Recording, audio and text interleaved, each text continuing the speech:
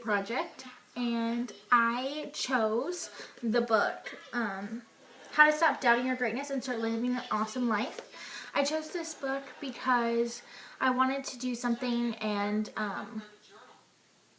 read about something that I could incorporate to my lifestyle, especially going into the future with college and moving out and moving on to the future. So yeah, this book is about how I can actually live my life to the fullest and be the happiest person I can be, which is something that I really need to work on and improve. So hopefully this book teaches me how to do exactly that, and I'm successful with it. This book is separated in chapters. Each chapter is a new step in becoming a better you. And then within that chapter, there's techniques that you can use to reach that said goal. So what I plan to do is take chapter and pick 3 techniques within that chapter to apply to my week and do them simultaneously with each other so I can achieve that goal. Alright, so starting off this week, I'm going to be picking 2 techniques from chapter 6, Love the One You Is. I wanted to pick 2 this week so I could do this simultaneously to see how I'm feeling. 2 of the techniques I'm going to be doing are Drown Yourself in Affirmations. This is on page 55. Just recently I've been dealing with a lot of things and a lot of people that are hating on me and saying bad things about me. So for everything that I feel negative about myself, I'm going to pick something else that I like about myself and I feel positively about, so it can kind of change my outlook. And the other technique is do the things you love. So it's spring break, so I get to hang out with a lot of friends this week. Also, within the next 2 weeks, I'm going to be going to quite a few concerts. I think I have about 8 that I'm going to, so I'll put some clips in from them. Live music is really the thing that makes me the happiest and a place where I feel most at home.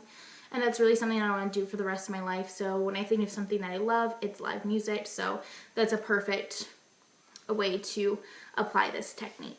I'm sick and I've only got wings. Please don't be sad now, I really believe you were the greatest thing that ever happened to me.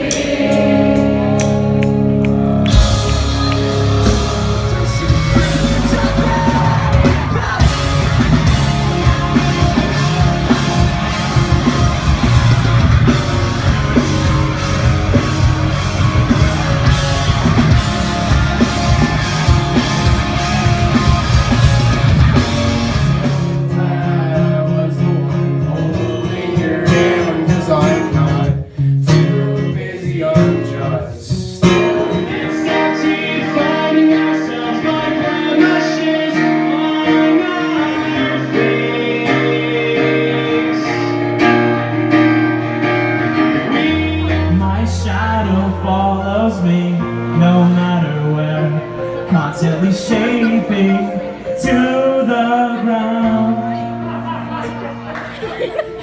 Bury those nights with all my spirits watching.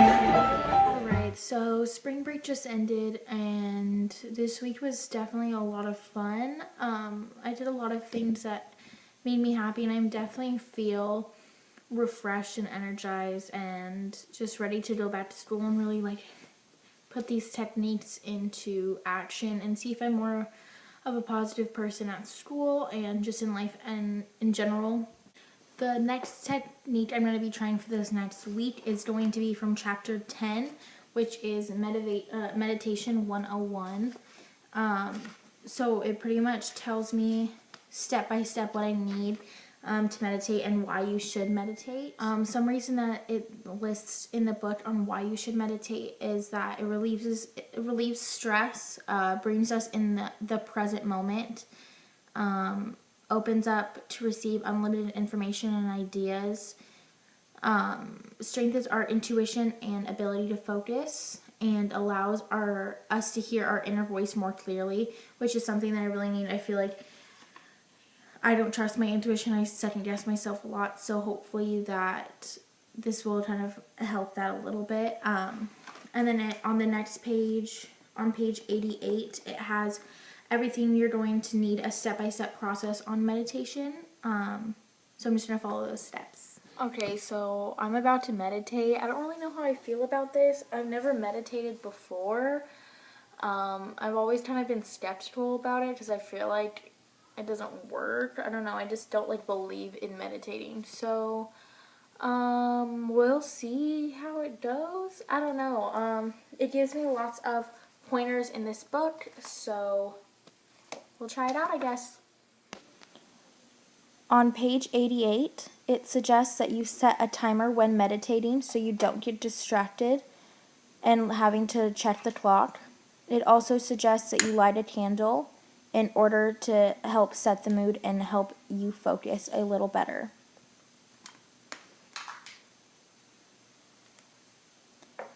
It now tells you to sit in a comfortable cross-legged position on the floor or in a chair with your hands on your knees or in your lap, which is demonstrated here.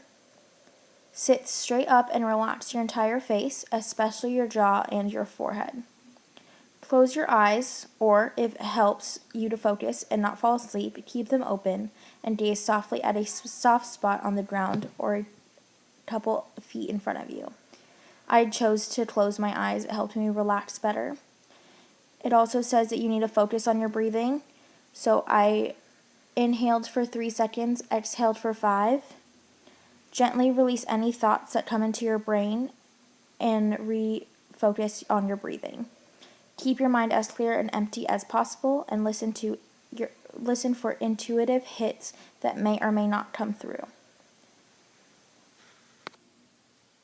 So I just meditated for 5 minutes, and I definitely feel a difference. And I do feel like a lot more relaxed, and like I don't feel stressed out. I don't know if this will help me like manage my stress in the future, but as of right now, I don't feel stressed out. I feel like a lot of weight kind of lifted off my shoulders.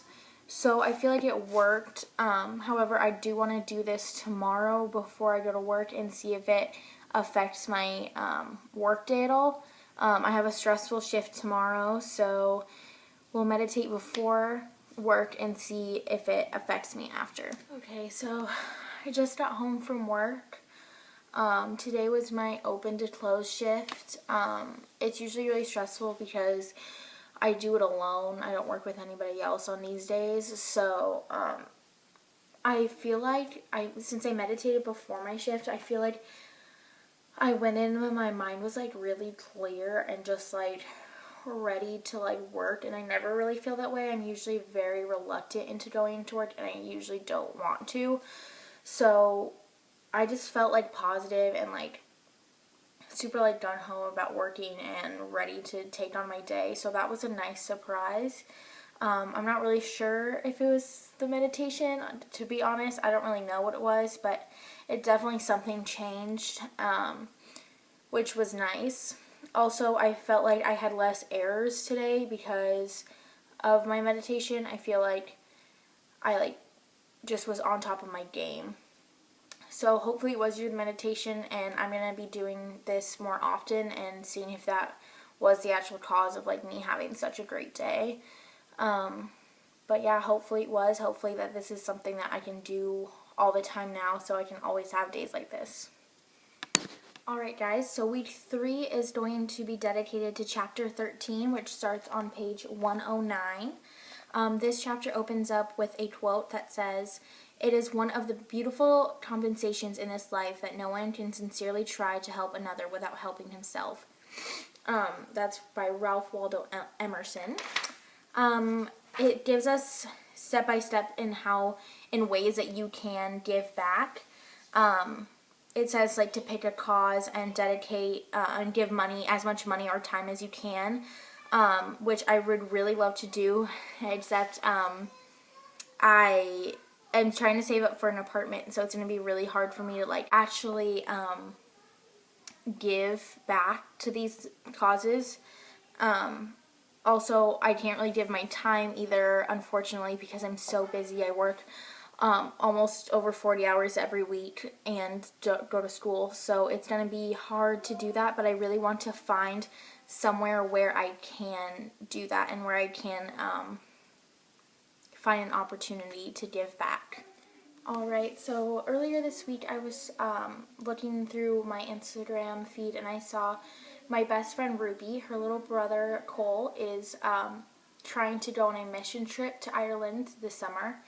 And I was really close with him and I'm really excited for him to do this, so I decided to donate some of my own money to him to make this possible. And I just got my receipt in the mail, and it just says thank you for your gift. And he and the rest of their family texted me and they were so grateful, even though I didn't donate a whole lot of money, but they were so grateful that I did and I am supporting them in this, that it just made me so happy, and I was so excited for him. And honestly, like, that feeling of how just grateful they were was amazing to me, and it made me super happy, and I'm just super thankful for that. Alright, week 4 is going to be dedicated to chapter 20, Fear is for Suckers. So, I'm doing a lot of scary things. One, I'm moving out completely on my own, getting my own apartment, not having my parents pay for anything. Most people don't do that at 18. Most people either stay at home and go to community college or go stay in a dorm that their parents pay for. But no, I decided that I had to be different. I had to go out and prove to myself that I could do this, and I can, and I've been saving money. But still, moving out is so scary, and signing a lease and all this stuff is so scary. But I'm ready. Also, I just recently committed that I was going to go skydiving after graduation, so unfortunately I won't have footage of those two things, but after I read this chapter, I'm just really, really ready to just not be scared of anything anymore. Alright, since I have now finished my 4 weeks, I have to do my outcome week, which consists of 4 questions. 1, did you achieve your desired outcome? My desired outcome was to be a happier and less stressed out person, and I feel like I definitely achieved that. I don't know if I'm going to continue to do these steps, to be completely honest, but hopefully I do. Hopefully I am happier. Number 2 is discuss your own interpretation of what happened in your research and why. I feel like I just did what most people do to be happy that I don't typically do, like meditate and positive affirmations and, fill my time with doing things that make me happy, and that helped a lot.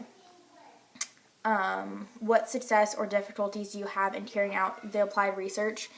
My biggest difficulty was actually doing the steps, because I would forget, or things would come up. Also, how to make it interesting, because I feel like it's just me talking the whole project, but oh well.